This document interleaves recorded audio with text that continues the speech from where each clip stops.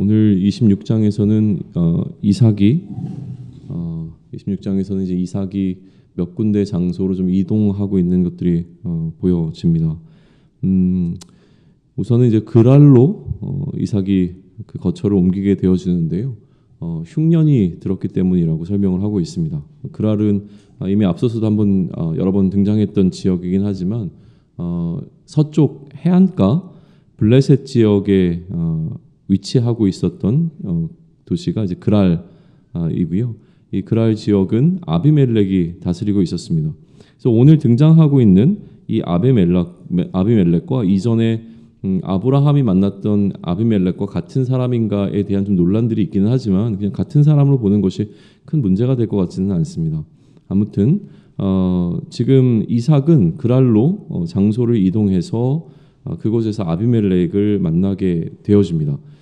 무엇보다 이 그랄에서 지금 이삭은 자신을 향한 하나님의 약속을 듣게 되어지는데 그 하나님의 이삭을 향해서 말씀해 주신 그 약속이 우리가 함께 읽었던 이 2절로부터 5절까지의 말씀입니다.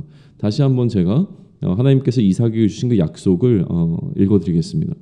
여호와께서 이삭에게 나타나 이르시되 애굽으로 내려가지 말고 내가 내게 지시하는 땅에 거주하라. 이 땅에 거류하면 내가 너와 함께 있어 내게 복을 주고 내가 이 모든 땅을 너와 네 자손에게 주리라.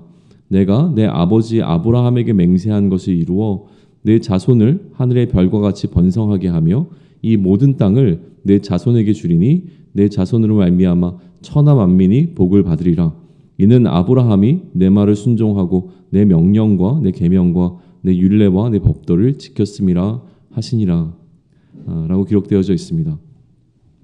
그리고 이렇게 그랄에 이동한 이후에 하나님께서 이삭에게 그 아브라함에게 주셨던 그 약속을 다시 한번 주시고 난 이후에요. 6절은 이삭이 그 하나님의 명령에 따라서 그랄에 거주하였다라는 기록을 남깁니다. 그러니까 다시 얘기하면 이삭의 순종의 장면을 그렇게 간단하게 기록하고 있는 것이죠. 그리고 이어지는 7절로부터 11절까지는 이삭과 아비멜렉의 에피소드가 기록되어져 있습니다. 그러니까 이삭이 흉년을 맞아서 그랄로 이동을 했고 그 그랄에서 하나님께서 애굽으로 가지 말고 여기에 머물러 있으라고 하는 명령을 받았습니다. 그리고 그 명령을 받고 나서 이삭은 순종했고요. 그리고 난 이후에 이제 그곳에서 이삭과 아비멜렉 간에 있었던 에피소드가 하나 기록되어져 있는 거예요. 아내가 너무 아름다워서 일어난 일이 다시 한번 반복되어집니다. 사람들이 자신을 죽이고 아내를 취할 것에 대한 어떤 두려움을 느꼈던 이삭은요, 자신의 아내를 누일하고 속이게 되어지죠. 그러니까 아브라함 때 있었던 아브라함이 한 두 번에 걸쳐서 행했던 그 에피소드와 동일한 방식의 어떤 진행을 보이고 있습니다. 그런데 이전과는 다르게 하나님께서 개입하시기 이전에 이미 이 이삭과 리브가가 부부관계라고 하는 사실이 밝혀지게 되어집니다. 그리고 이 이삭의 에피소드에서는 하나님이 특별히 개입하셨던 것이 등장하지는 않습니다. 오히려 아비멜렉이 이삭과 리브가의 보호자가 되어지는 장면처럼 기록되고 있는 것에 좀 주목해 볼 필요가 있는 것 같습니다. 이런 차원에서 보기 시작한다면 어떤 의미에서는 이삭이 아브라함보다도 보다 더 복을 받고 있는 것 같은 그런 느낌을 받게 됩니다. 그런데 문제가 발생하죠. 이삭이 복을 받기 시작하는데 그 복이 너무 많았습니다. 그러니까 농사를 하면 100배의 수확을 하게 되었고 또 분명하게 이제 기록하고 있는 건 여호와께서 복을 주심으로 이삭이 창대하고 왕성해져서 그냥 어떤 세상적인 기준에서 봤을 때도 거부가 되었다라는 표현이 사용될 정도로 양떼와 소떼가 많아지게 되어지고요. 또 종도 심이 많아졌다라고 기록이 좀 되어져 있습니다. 결국 이렇게 이삭이 그 그랄 땅에서 하나님의 복을 굉장히 많이 받게 되어지면서 역시 이제 일어난 문제는 블레셋 사람들이 이삭을 시기하기 시작했다라고 하는 겁니다. 그래서 그 시기하는 어떤 형태가 바깥으로 드러난 게 아브라함 때 그 아버지의 종들이 판 우물을 전부 다 메워버리는 흙으로 메워버리는 사건이 발생하게 되어지는 것이죠. 이 우물에 관한 것이 뭐 나름대로 여러 번 반복해서 이제 등장을 하게 되어지기는 하는데 우리가 이전에 21장에서 기억하고 있는 이 우물은 그 땅에 있는 사람들과 아브라함이 맺었던 이제 언약에 관한 부분들입니다. 근데 그것이 이제 메워졌다라고 하는 것은 무엇이냐면 더 이상 이 둘이 맺었던 언약 관계가 파괴되었음을 의미하는 것일 겁니다. 그럼 그때 당시 아브라함과 이 아비멜렉이 맺었던 언약이 무엇인가라고 하는 것인데요. 간단하게 얘기하면 서로가 서로를 후대하기로, 그러니까 선대하기로 서로 약속을 했던 겁니다. 그리고 그때 서로가 서로에게 우리 서로 잘해주자라고 하는 이제 언약을 맺었는데 이 언약을 맺고 난 다음에 이슈로 아브라함이 제기했던 게 이제 우물 문제였습니다. 너희 쪽 사람들이 우리 이 우물 문제를 가지고 좀 소위 얘기하면 이제 다툼이 좀 있었다. 그랬더니 이제 아비멜렉이 내가 그걸 알지 못하는데 이것을 내가 이제 잘 하겠다라고 하는 이야기가 이제 진행됐던 게 21장의 내용이었거든요. 그래서 브에세바에서 아브라함이 우물을 팠던 것을 인정하게 되는 사건이 이제 21장에 기록되어 있는 내용이거든요. 근데 그거를 지금 메워버리는 사건이 26장에 다시 한번 이제 기록이 되고 있는 겁니다. 그리고 이렇게 자꾸 문제가 이제 발생하니까 아비멜렉이 이삭에게 오히려 떠날 것을 요청을 합니다. 그래서 이삭은 이제 그랄에서 브엘세바 쪽으로 좀 이동을 하게 되어지는데 그 중간에 위치한 곳이 그랄 골짜기라고 부르는 곳입니다. 그곳에 이제 장막을 치게 되어지죠. 여기에 이제 장막을 친 것에 대해서 뭐 여러 가지 의견들이 있을 수 있겠지만 저는 이런 느낌이 좀 들었습니다. 이삭에게 하나님께서는 그랄 지역에 그러니까 머물라고 이야기를 하셨거든요. 근데 지금 그 그랄 땅을 다스리고 있던 아비멜렉은 이삭에게 떠나라 할 것을 요청을 하고 있습니다. 그러니까 어떤 그 중간 지점에서 이렇게 표현은 될지 모르겠지만 그랄을 완전히 벗어난 것도 아니고 그렇다고 그랄에 머무르는 것도 아닌 그 애매한 위치에 일단 이삭은 장막을 펼치고 있는 것이 아닌가라는 생각을 좀 해보는 것이죠. 뭐 저도 정확하게 이제 이스라엘에 대한 지역에 대한 이해가 없기 때문에 그 정도로 일단 이해를 합니다. 그리고 그 그랄 골짜기, 그러니까 그랄에서는 떠났지만 그랄 골짜기에 장막을 친 그 이삭은 거기서 다시 우물을 팝니다. 근데 거기서도 이제 우물을 파고 난 이후에 이 우물 때문에 분쟁이 또 발생을 하는 거죠. 몇 차례에 걸쳐서 그 그랄의 목자들과 또 이 이삭의 종들과의 어떤 분쟁이 발생을 하고 그것에 관한 기록이 19절로부터 22절까지에 나와 있는 겁니다. 그 문제들이 조금 해결되고 난 이후에 이삭은 오히려 이제 그랄 골짜기에서 브엘세바로 이동하게 되어집니다. 그리고 브엘세바로 이동했을 때 다시 하나님께서 22장 앞부분에서 등장했던 것 마찬가지로 24절에서 다시 한번 등장하셔서 그 이삭에게 약속을 재확인해 주시는 장면이 등장하는 것이죠. 24절인데요. 그 밤에 여호와께서 그에게 나타나 이르시되 나는 내 아버지 아브라함의 하나님이니 두려워하지 말라. 내 종 아브라함을 위하여 내가 너와 함께 있어 내게 복을 주어 내 자손이 번성하게 하리라 하신지라 라고 하는 말씀을 해주십니다. 정확한 것은 우리가 알 수 없지만 그러나 지금 이 이동하고 있는 이삭의 마음 가운데 두려움이 있었던 것은 분명한 것 같습니다. 그러니까 하나님을 만났기 때문에 하나님에 대한 두려움이라고 볼 수 없는 것은 이전에도 하나님께서 이삭에게 나타나셨던 그 경험이 이미 26장 앞부분에 기록되어져 있거든요. 근데 두 번째 나타나셨을 때 하나님께서 이삭에게 두려워하지 말라라고 하는 이야기를 하십니다. 지금 여러 가지 상황적으로 그 변화되는 어떤 이 상황 가운데서 이삭이 느꼈던 감정은 두려움이라고 하는 것이죠. 그런데 이 두려움이 24절에 기록되어 있는 하나님의 약속으로 해결되고 있는 것처럼 보인다고 하는 거예요. 근데 이 약속 가운데 무엇이 조금 더 우리 눈에 주목되게 되냐면 하나님께서 내가 너와 함께 있어라고 하는 말씀을 하신다는 거죠. 그러니까 지금 이제 이삭이 두려워하고 있을 때에 이삭의 그 두려움을 해결하기 위해서 하나님께서 이삭에게 주셨던 말씀은 이전에 말씀하셨던 그 약속과 더불어서 내가 너와 함께 한다라고 하는 말씀을 주셨다는 겁니다. 이삭은 그래서 그곳에 이제 머물기로 한 것 같고요. 25절에 보게 되면 그곳에서 제단을 쌓고 여호와의 이름을 부르며 거기에 장막을 쳤다라고 되어집니다. 그러니까 더 이상 이제 이동해야 될 필요성을 느낀 것이 아니라 그곳에서 하나님과 함께 머무르기로 결정한 사건처럼 읽혀지게 되어지는 겁니다. 그리고 이삭의 종들은 또 거기서도 우물을 파게 되어지죠. 그리고 나니까 이제 그랄로부터 아비멜렉이 브엘세바에 있는 이삭에게 찾아오는 장면이 또 등장하게 되어집니다. 근데 이제 이렇게 아비멜렉이 그랄로부터 이제 브엘세바까지 이삭을 만나기 위해서 찾아왔는데 아비멜렉을 향한 이삭의 감정이 이제 표현이 되죠. 유감이 있었던 것 같아요. 아비멜렉을 향해서 이상한 불편한 마음이 있었던 것 같은데 그 마음을 27절에 이렇게 표현합니다. 이삭이 그들에게 이르되 너희가 나를 미워하여 나에게 너희를 떠나게 하였거늘 어찌하여 내게 왔느냐라고 이제 묻고 있는 것이죠. 그런데 이제 하나님이 이삭과 함께 하심에 대한 부분이 다시 이 아비멜렉의 말을 통해서 강조가 되어집니다. 28절에 보게 되면 그들이 이르되 여호와께서 너와 함께 계심을 우리가 분명히 보았으므로 라고 하는 기록이 등장한다는 거예요.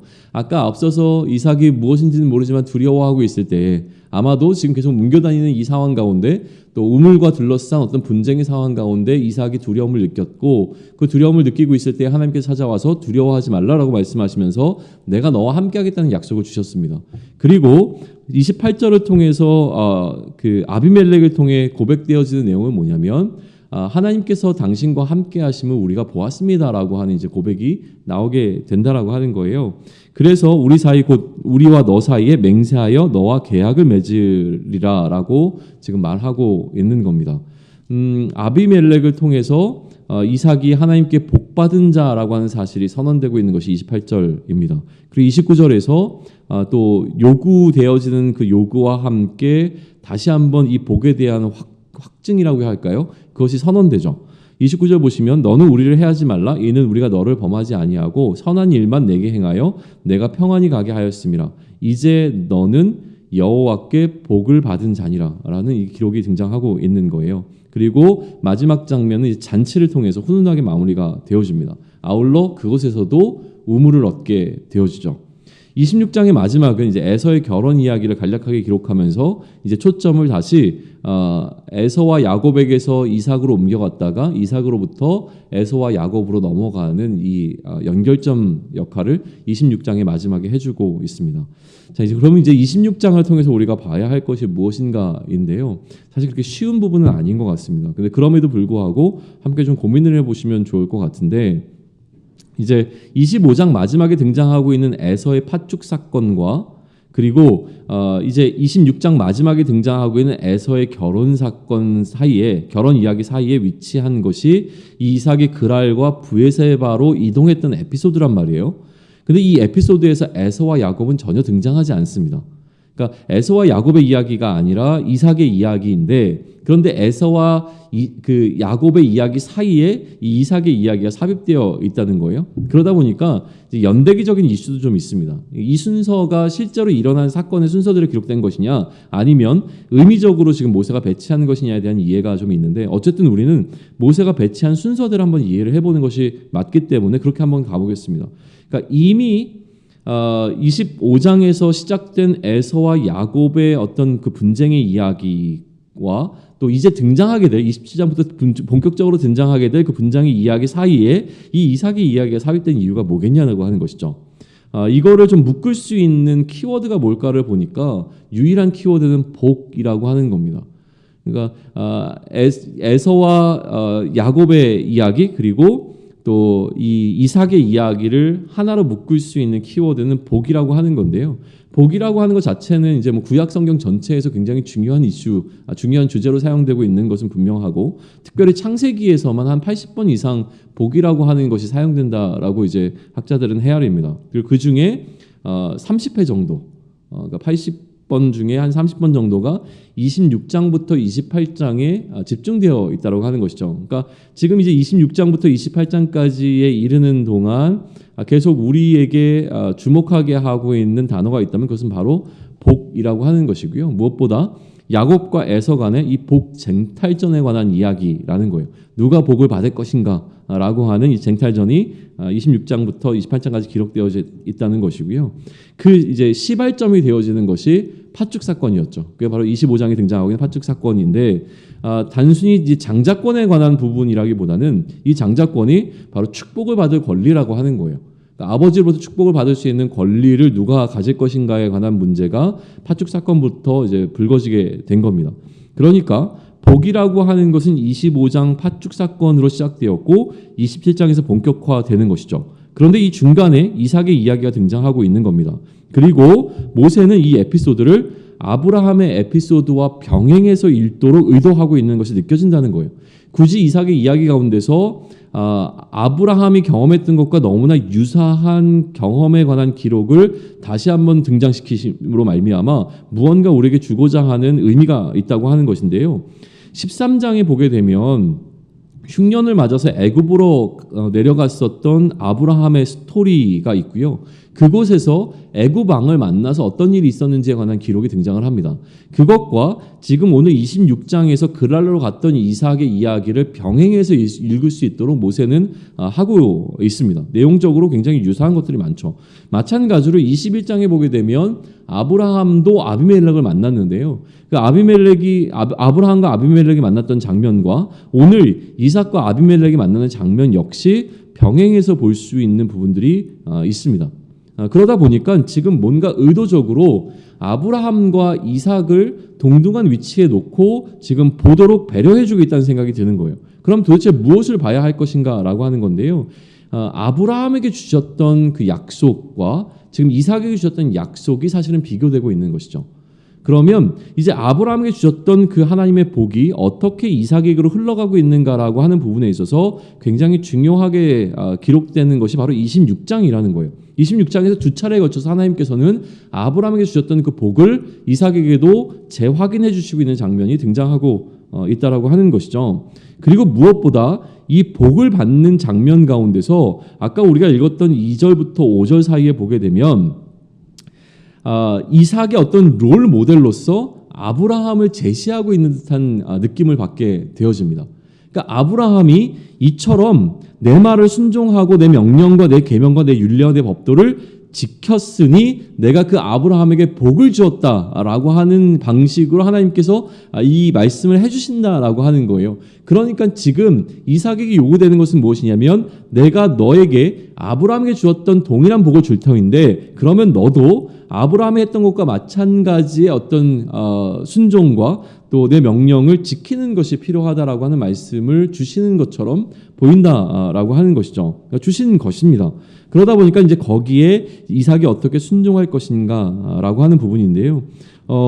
이삭이 하나님의 말씀에 순종하고 있는 것은 그랄에 거주하는 것부터 시작되었지만 단순히 이러한 것뿐만이 아니라 어떤 의미에서 보게 되면 이삭은 아브라함을 모델로 따르려고 했는지는 모르겠지만 아브라함이 심지어 거짓으로 그의 생명을 지키려고 했던 모습까지도 따라하고 있는 것처럼 이제 보여진다는 거예요.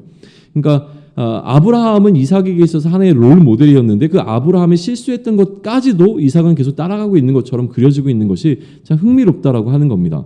그러다 보니까 아브라함의 연약함이 이삭에게도 나타나지만 중요한 것은 아브라함에게 주신 이 복이 이삭에게 그대로 흘러가고 있다라고 하는 사실인 것이죠. 그러니까 이삭이 뭔가 준비가 잘 되었기 때문에 하나님께서 이삭에게 이 복을 주신 것이 아니라 아브라함에 주셨던 복이 하나님의 은혜로 지금 이삭에게로 흘러가고 있는 장면을 기록하고 있는 것이 26절이라고 하는 거예요.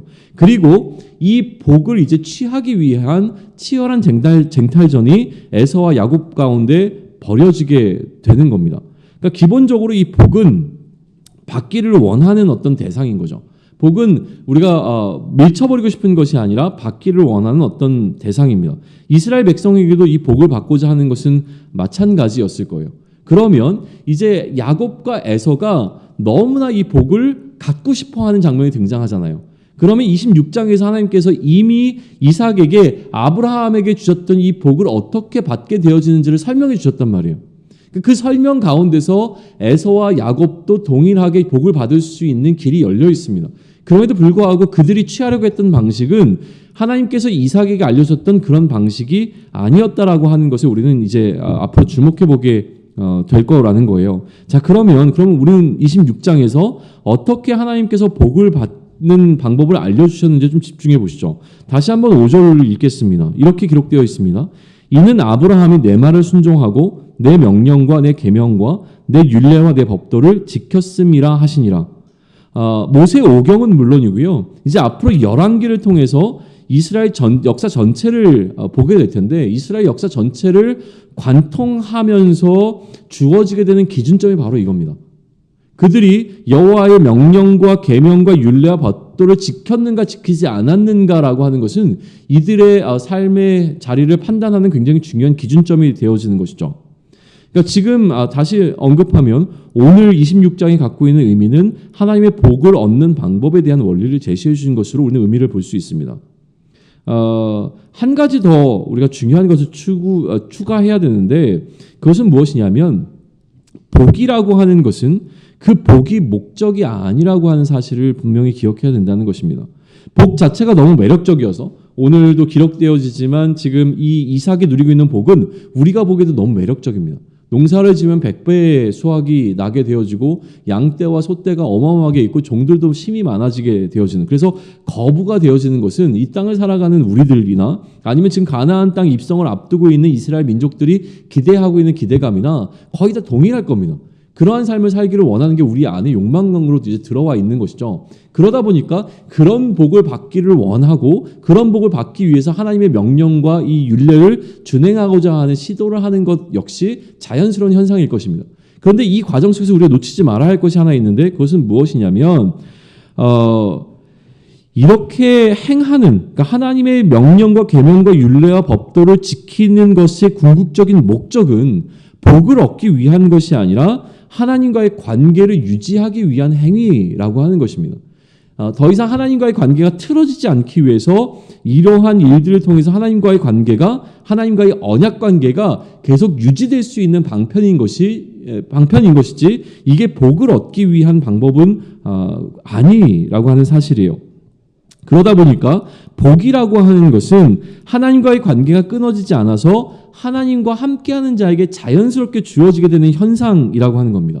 그러니까 복 자체가 중요한 것이 아니라 우리가 하나님과 함께함이라고 하는 사실이 훨씬 더 중요하다라고 하는 것이죠. 하나님과 함께함을 놓치지 않기 위해서 우리는 하나님의 뜻에 따라 순종하며 나아가야 하는 것입니다. 하나님께 순종하는 자에게 자연스럽게 주어지는 것이 바로 이러한 복이라고 하는 것이죠. 우리는 하늘의 신령한 복은 받은 자들입니다. 우리가 받은 것은 하늘의 신령한 복이라고 하는 것이고 우리는 하늘의 신령한 복을 받았습니다. 우리에게 그렇기 때문에 중요한 것은 무엇이냐면 그리스도 안에 계속 거하는 것입니다. 그리스도와 함께하는 것이죠. 이것이 우리의 복입니다. 그 복으로 나타나는 현상에 집중하고 주목하는 것이 아니라 내가 그리스도와 함께함이 더 중요한 오늘이 되기를 원합니다. 하나님 안에 머무는 것은 하나님의 말씀을 순종하고 하나님의 명령과 계명과 율례와 법도를 지키는 것이든 것인 것과 마찬가지로 그리스도 안에 머무는 것은, 그러니까 하나님 안에 머무는 것이 하나님의 말씀을 순종하고 하나님의 명령과 계명과 율례와 법도를 지키는 것이듯이 그리스도 안에 머무는 것은 그리스도의 영이신 성령의 이끄심에 순종하는 것입니다. 아비멜렉은요 하나님께서 이삭과 함께하고 계심을 보았습니다. 마찬가지로 세상이 하나님께서 나와 함께 하심을 보는 오늘이 되기를 소망합니다. 세상적 기준의 복을 받기 위해서 하나님께 순종하는 것이 아니라 우리가 하나님 안에 거하고 하나님 안에 거하기 위하여 하나님께 순종함으로 말미암아 하나님께서 주시는 복을 누리는 저와 여러분이 되기를 축원합니다. 아멘.